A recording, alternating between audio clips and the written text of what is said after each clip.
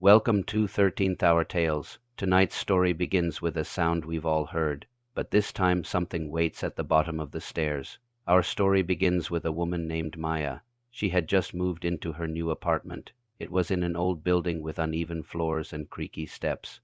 But the place was cheap and it was a good size, so she took it. The first 2 nights were quiet, nothing but the sound of the city. Then night came. At exactly 1:13 am, she heard it. Footsteps on the stairs, slow, heavy footsteps like someone walking up from the basement. But she lived alone, and the building didn't have a basement.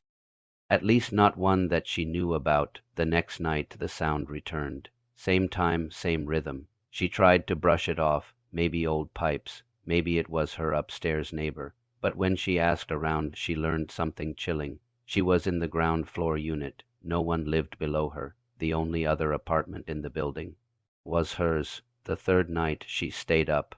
Phone in hand, flashlight ready. 1:13 am. Silence. Then she heard it creak, a step, then another, definitely footsteps coming up from beneath the floorboards. She crept to the stairs and listened, heart pounding. At the bottom, only darkness. She shone her light down the steps and back into the darkness. In that brief blink of light, she saw it.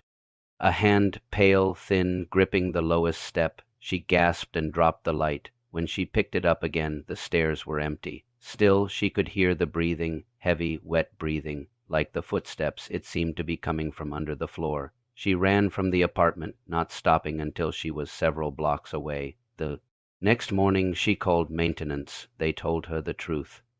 There was a sealed basement. It had been years ago. After a man went missing, they bricked up the entrance. Seemed like the right thing to do at the time. But obviously something was still down there. Something that kept climbing, shaken but unharmed. Maya moved out a week later. But the new tenant, they say she hears footsteps now.